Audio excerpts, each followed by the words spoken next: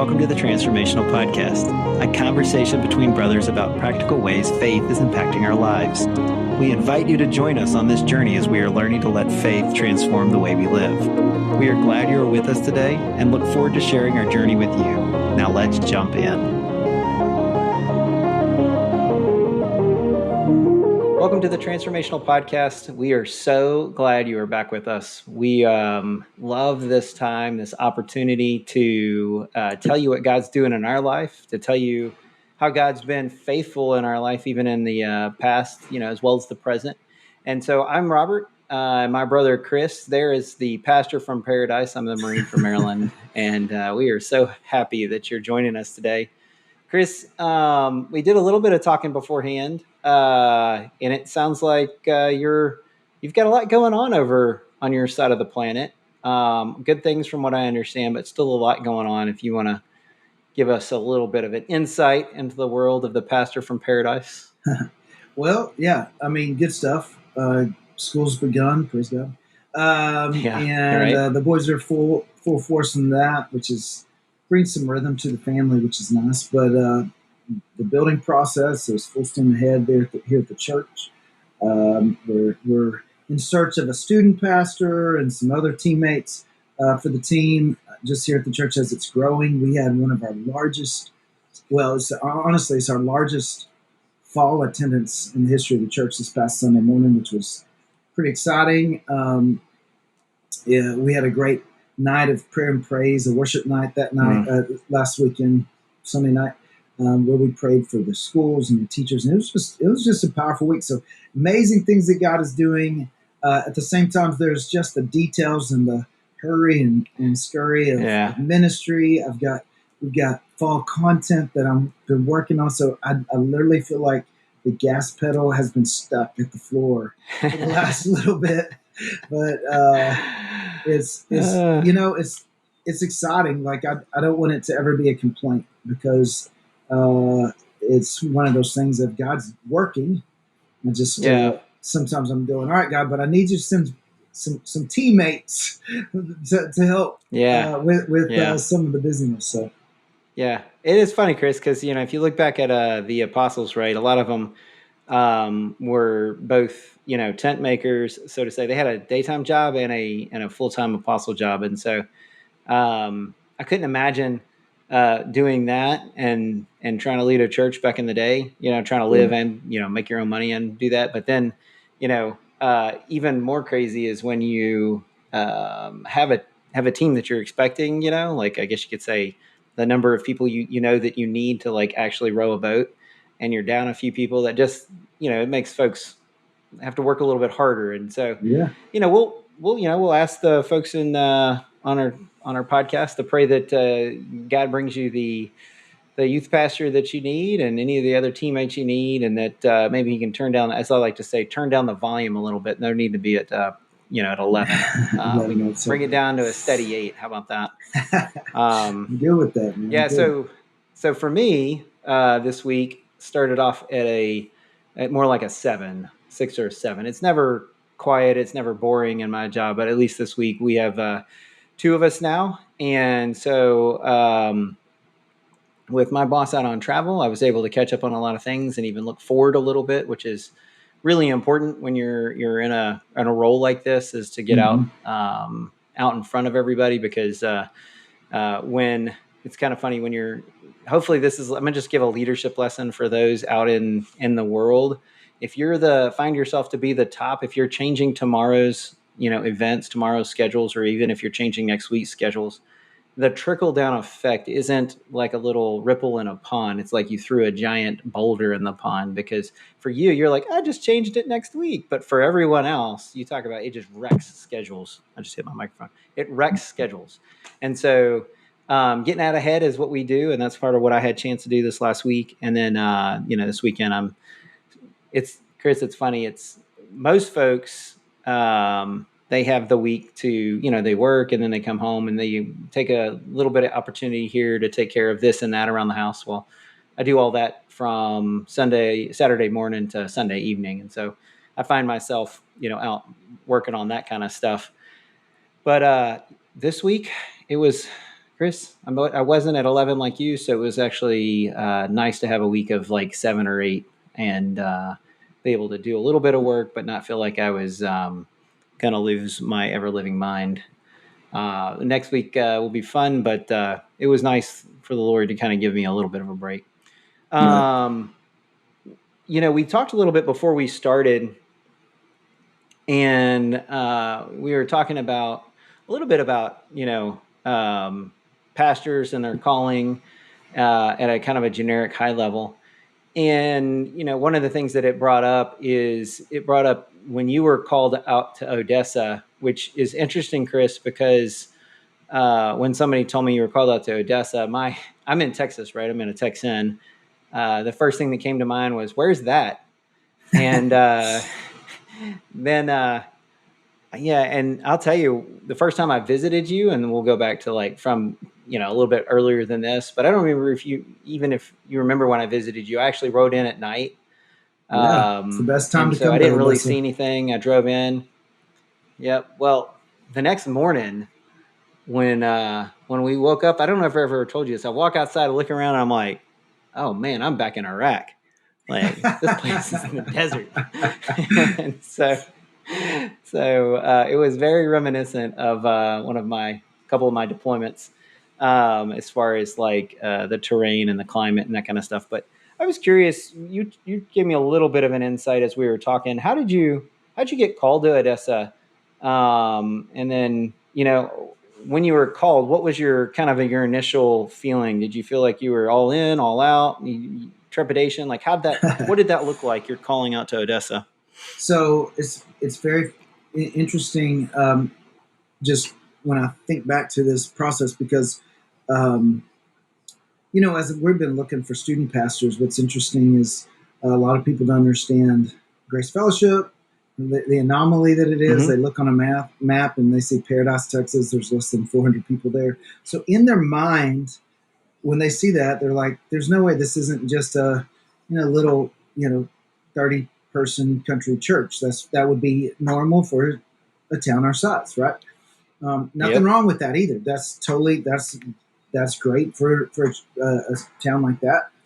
And so it's not belittling it, but for people who are looking for a ministry job in a church like ours, it's hard to imagine that there's a church out here that runs 1,800 to 2,000 people on a weekend.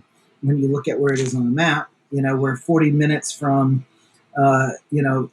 Metroplex and from the city, if you will, 35 to 40 minutes. And so for some Yeah. people, I think it's really hard for them to imagine, and yet we're looking for high caliber leaders. So as I've been processing that and been frustrated with it, I just thought back through just some times in my journey where God called me to go somewhere where I didn't fully understand, and Odessa was one of those. Um, Yeah. you Yeah. know, now what's interesting is I was at Prestonwood, fantastic church, great people. Uh, you No, it know, was a great church. learned a lot, grew a lot. I knew that probably wasn't where I'd be forever, but that was okay. There was nothing wrong with that. I wasn't necessarily eager to leave, but just knew that just the way I was wired was just not as traditional as some would be. And that's, once again, not right or wrong, just different. And so I just kind of had that deal of going, but God has me here and He's doing great ministry here. And God's teaching me that it doesn't matter the way I'm wired. If I just do things the way He leads me to do them, it doesn't matter what environment. The gospel is the gospel, right? So it was really good Yeah. for me, and I grew a lot there.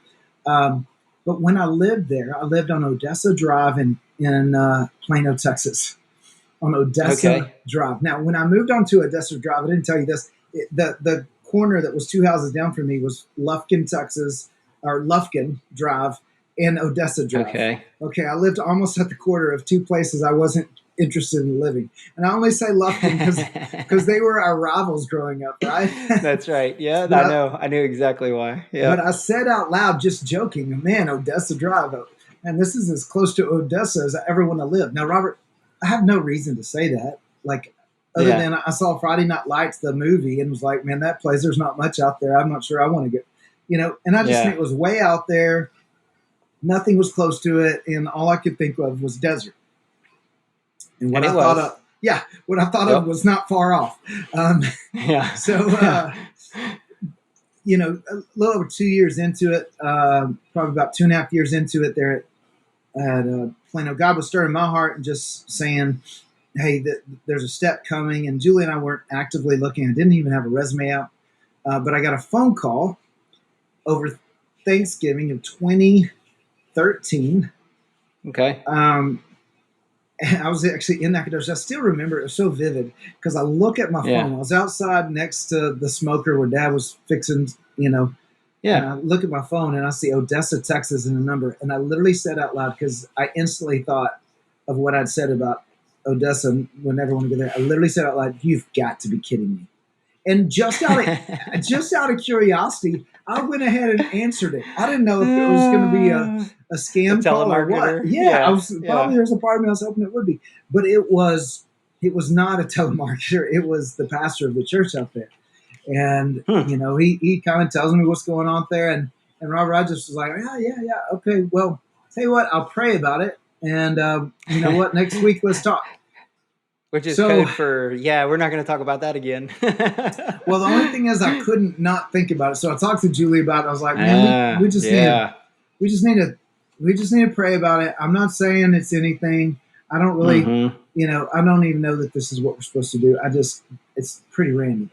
And we weren't looking for it. One of the things a mentor said to me before is that if you don't go looking for it, and someone's reaching out to you, you should at least have a conversation just to ask the Spirit to help you discern if that's God opening a door, right? And Yeah, so, absolutely. so we talked about it. Now this was November, all right. So I talked to them throughout December, like in almost an entire month, and they're trying to find a time to get us out there. We've gone back and forth on phone calls, just answering questions, asking questions, and they wanted to get us out there to take a look.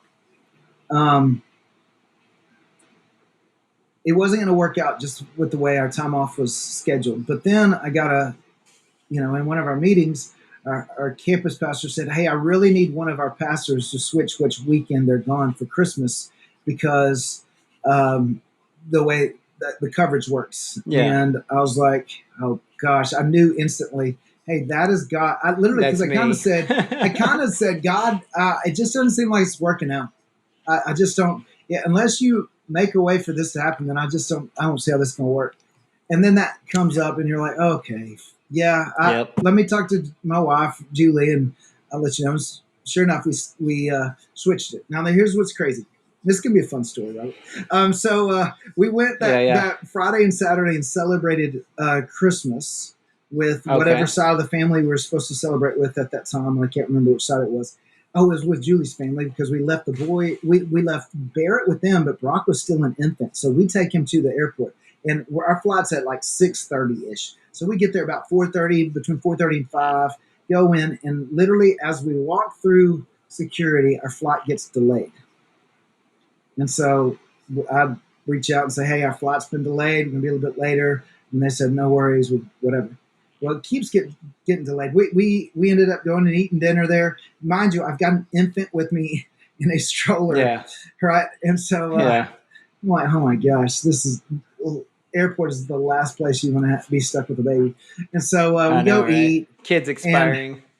Robert, it kept getting delayed and delayed and delayed. And about when it got to midnight, as far as what time it was supposed to take off, I just said, "All right, God, here's the deal." And most of the flights there were a lot of flights getting canceled, and I just kind of said a little prayer to God. I was like, "God, if this flight gets canceled, I will take it as you telling me that I'm not supposed to go to Odessa." Now, I later regretted that prayer when I got on the plane at 1:30 in the morning. Robert, we left at What? 1:30 in the morning, got there at How did they 2:30. even staff that? That's I crazy. don't even know. Got there at 2:30.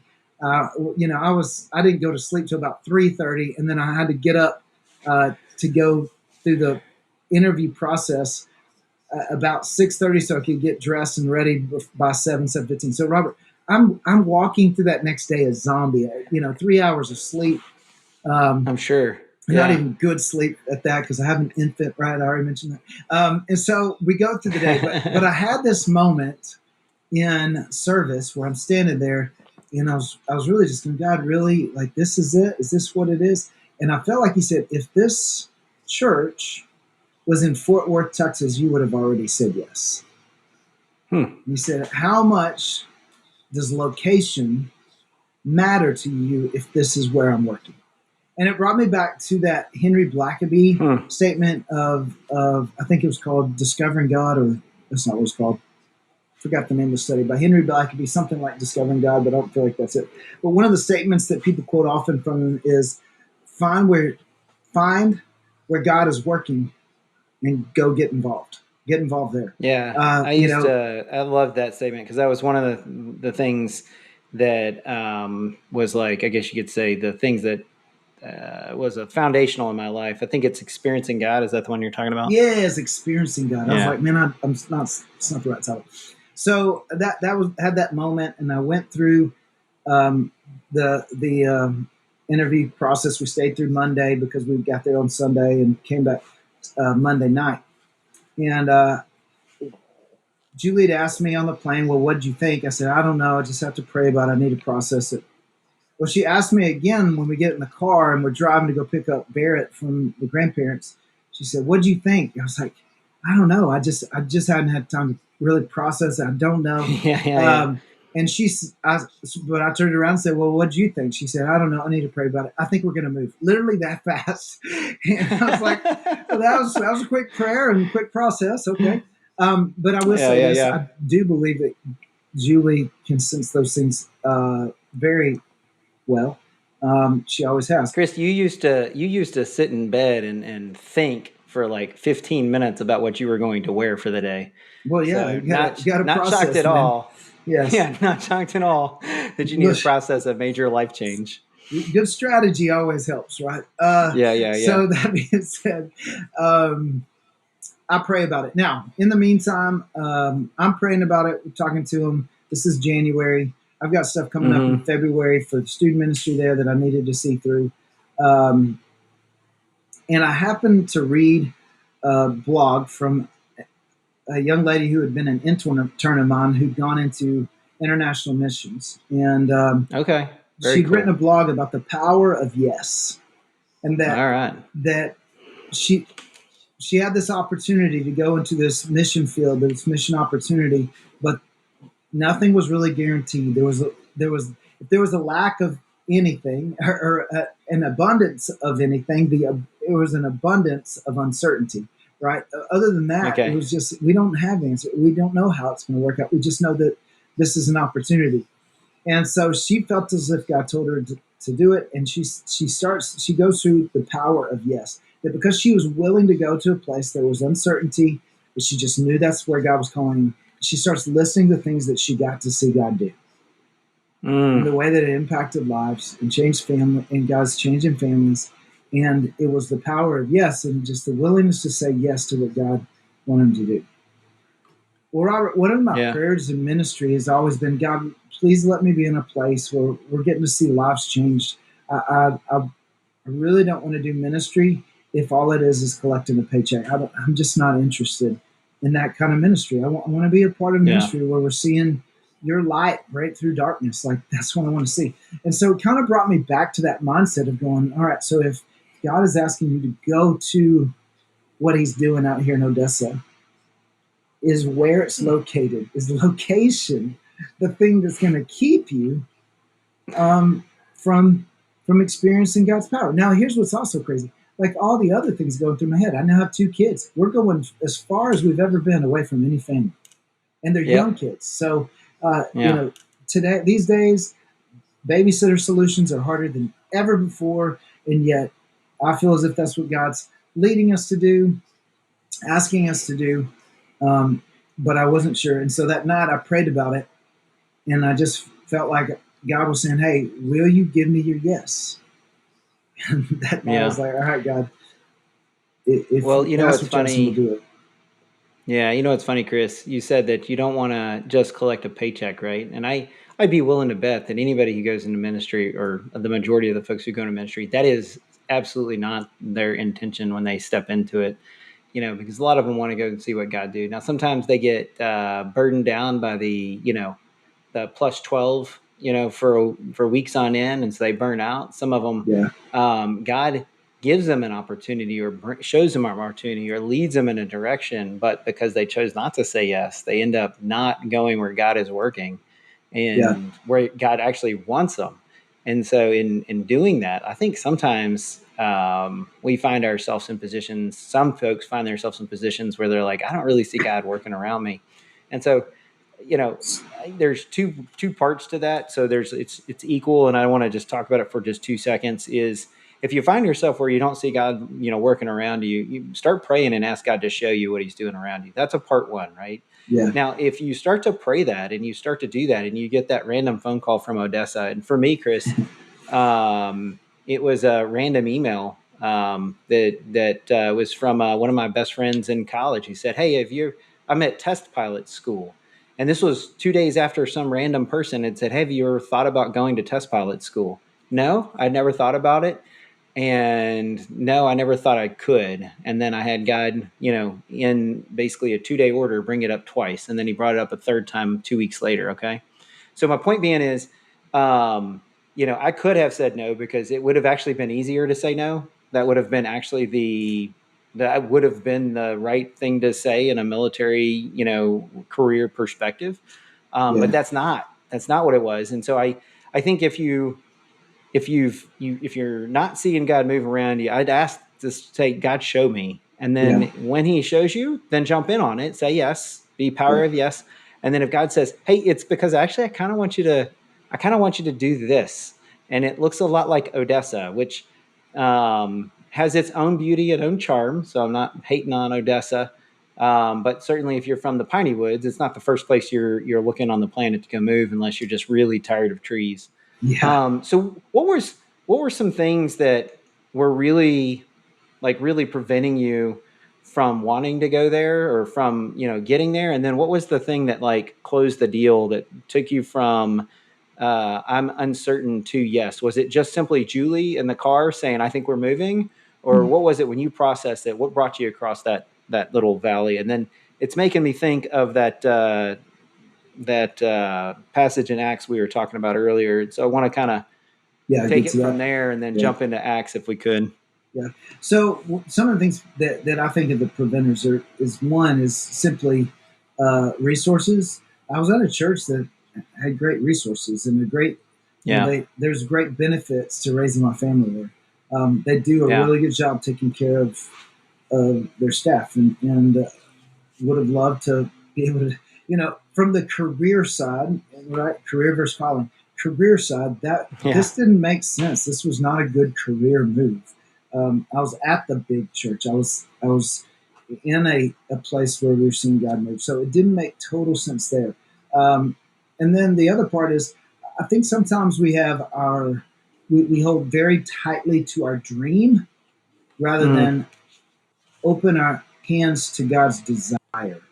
Um, because you know, what if God's design for you and His desire for you is greater than your dream, and yet you're protecting your dream because you're like, no, I need to set up my life here and dig deep roots here because I don't want to have to move a lot because moving's annoying. You have to start over with friends, and we'd already done that several times. We're ready to be done doing that.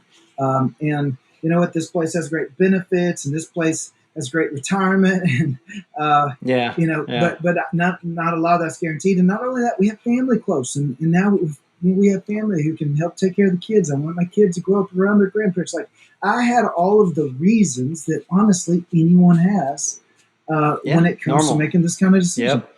And it was just Mm-hmm. one of those things of saying, and really, it's really kind of what I think our parents taught us a long time ago is, are you willing to go wherever God leads you? And I would say this, I'm so grateful for parents who encouraged us to go where God led us. They didn't Mm-hmm. try to hold us back. I've met many people who told their kids they couldn't go into ministry because there was no money in ministry. I Yep.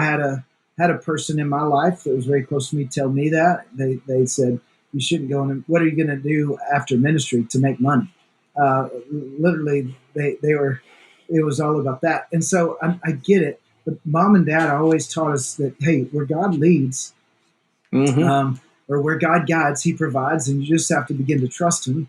And so that said, there was a lot of things. I think the thing that pushed me over was literally that um, that blog that's just the power of yes. And then that next week, I actually in Bible study, this was pre-scheduled. We worked together across the multiple campuses what we were teaching at Wednesday night Bible study, and I just happened to be teaching something I'd never taught before, just because it never come up at that point in my ministry, and that's from Acts 8, and starting with verse 26. It's the story of a guy named Philip and the Ethiopian. So I'll summarize some of it, but basically Philip has been teaching and preaching with there in Samaria, and with some other guys, Peter and Saul are preaching there. But he's been preaching there in Samaria, and God's been doing some great things. And he has a pretty successful ministry of preaching there in Samaria. But then verse 26, an angel of the Lord says to him, "Go down to the desert that runs from Jerusalem to Gaza." Now notice, that's all he told him to do, Yep. right? He just says, "Go down to this place. Go down to the wilderness." And it says, Go so he down to the started desert. out, right?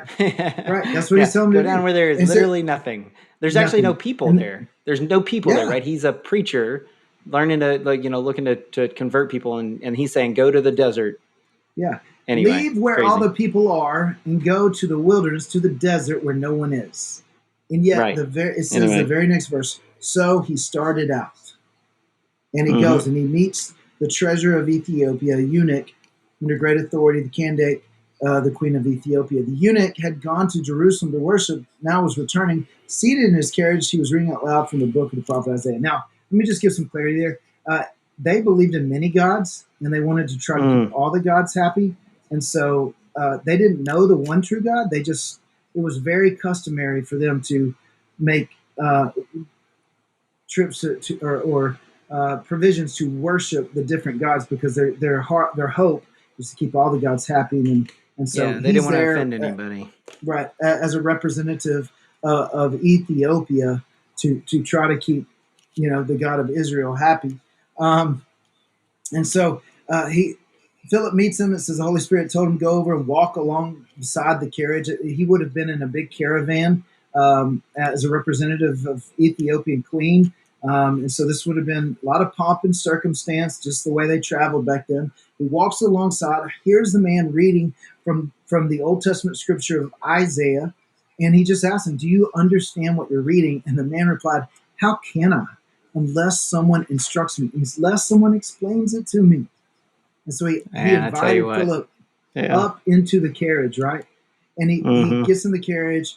And the passage of scripture he was reading was from Isaiah, where it says, "He was led like a sheep to be slaughtered, and as a lamb is silent before the shearers. He did not open his mouth. He was humiliated, received no justice. Who can speak his descendants? For his life was taken from earth." And so the eunuch asked Philip, was he talking about himself or someone else? And so Philip uses that verse to explain the good news of Jesus to him. And we know that he received it because as they're going along, he sees a thing of water, a body of water, and says, "Hey, there's water. What prevents me from being baptized?" And so they stop the caravan. They go to the side of the water. They baptize the Ethiopian. And it says, when they came up out of the water, the Spirit of the Lord, I'm going to read this part, verse 39. Yeah. When Yeah. they Yeah. came up out of the water, the Spirit of the Lord snatched Philip away. Okay, don't read past that. That is I just one of know. those. Are you serious? What did that look like? But and the eunuch What never did saw him again. what did the Ethiopian think? That's what I've always Yeah, wondered. I he mean, just said, you're Philip and you're like, yeah, I'm used to this, miracles, yeah, I teletransport. The Ethiopian's like, yeah. wait, where'd he go? Where'd he go? Yeah, that is bananas. But here's what's crazy. Many scholars believe that was what initially took the gospel of Christ to the continent of Africa, Yeah. because Philip was willing to say, "I don't understand. I don't understand it. I don't get it. This doesn't make sense. I've got a very successful ministry right here. But God, if you tell me to go do this, I'm going to go do this." He goes. God does what he intended to do with him.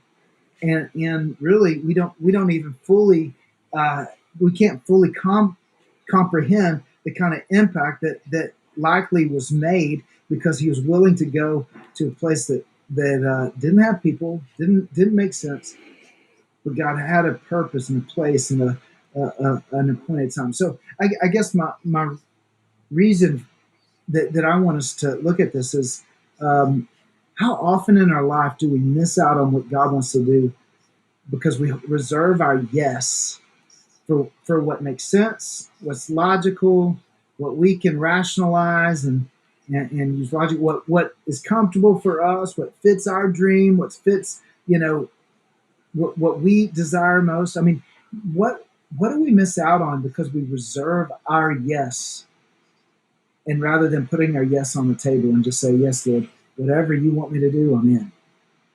Yeah, it makes me think if I were pastoring this up a little bit, churching this up, if I was Pastor Chris for a second, I think you might even say it is how often do we miss God's best when we reserve our yes? Well, there you go. And There you that's go. That'll that's the preach. that's the real yeah, I mean that's the real question, and that's part of the Yeah. reason why when we were talking a little bit about this week and the crazy part of it, and you're looking for a youth pastor and just the kind of walking through some of the challenges that are surrounding, looking for a youth pastor in Paradise, Texas, which it is on a map. Does makes no sense that you guys would be calling somebody to a church that runs, hundreds of kids through it. And so if if you're a youth pastor and you see that, you're like, that seems a little bit fishy. Like maybe they're inflating their numbers. You know what I mean? Like Mm. a jobs report or something. But in this case, um, in this case, the fact is that it may not even make sense to uh, what kind of like what your life plan was.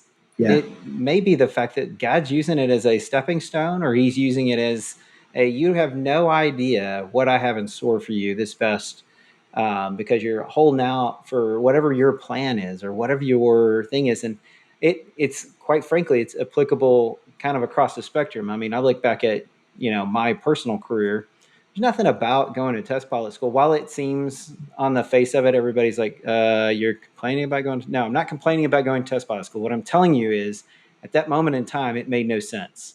There's Yeah. nothing that made sense about that. At Yeah. that moment in time, when Chris got called to Odessa and somebody called him next to the cooker in 2013, Thanksgiving, nothing about that made sense. Nothing about it kind of led that thing. But the fact was, is God was calling him. And Chris, just like Philip, when Philip said, the angel says, hey, I want you to leave this area of population and I want you to go to the desert. Nothing about that made sense. And it was the willingness to say yes. And frankly, Chris, I can remember where I was when I was standing in the service in Temple Baptist in New Bern, North Carolina. And I was still struggling 2 months after God had called me to put my application in for test pilot school Yeah. because I was really struggling with it and kind of pushing back. And there was a bunch of reasons why I shouldn't, all the things you're talking about. And I finally said, all right, Lord, if you will, and I go, bam, bam, bam, then I will, bam, bam, bam.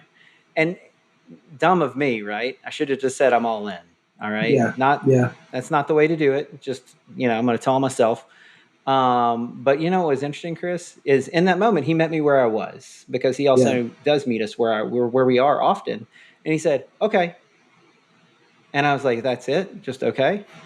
And it was clear, man. It was okay. Well, he did. He hit 1, 2, and 3. I put my application in, and I moved on to the next thing. And so, I've been a little bit less demanding in my yes, Yeah. as I recognize that God's best is in our yes. And so, So I guess go ahead before we so wrap up. Maybe you want to wrap up. I don't know. What do you well, want to do? I want to hit on something real quick because Yeah. maybe it's not a job. Like I'll say this: going to Odessa was not necessarily something I wanted to do, but I would never not go there again because of what Oh God did man, when for we were out sure. there. What we got to Yeah. see God do, like it was some of the most fruitful years of ministry ever. Some of the toughest, but some of the greatest.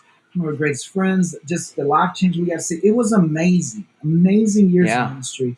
And so I cherish my years out there because of what God did. But I wouldn't have that to celebrate had I Yeah. not said And yes to not to God. get And like us. too far off topic, as I recall, like your very first week or two out there, you had your stuff stolen. And Oh yeah, so yeah, yeah. It wasn't long, and someone from stole my tools, Jax. yeah, so from like a opposition perspective, that didn't make any sense. Mm, Um, and when I got to, we didn't have a house moving here. I don't know if you remember that story. Maybe we'll talk about that one sometime. But we didn't have a house when we moved up here to go to test pilot school, right? And it hmm was like down to the last second, but the Lord showed us exactly where He wanted us, and that's a really cool story. I don't know if we've told it, but that's neither here nor there. But yeah, Well, I think but it but may I not want be to. a big move. It may Yeah, be just in your area, and that's really what I was trying to get at earlier. With yeah. if you don't see God What moving around you, ask Him. and maybe the reason you're not seeing is because you hadn't said yes to the little things, yes to Yeah, getting involved at church, serving somewhere. You know, yeah, a lot of times we don't see God moving in our own lives because we're not doing the little things of spending time with Him, saying yes to saying, "All right, I'm going to be consistent." Saying yes to giving back to God. We don't see God moving in our finances. We don't have stories to tell about how God showed up in a big way. Well, maybe it's because you haven't trusted Him in a big way yeah. I with the know. little Yep. things. Maybe it's that you should be leading a small group or leading in student ministry or kids ministry. Or the reality is that if you don't say yes to the little things, then God doesn't get to show up in big ways, right?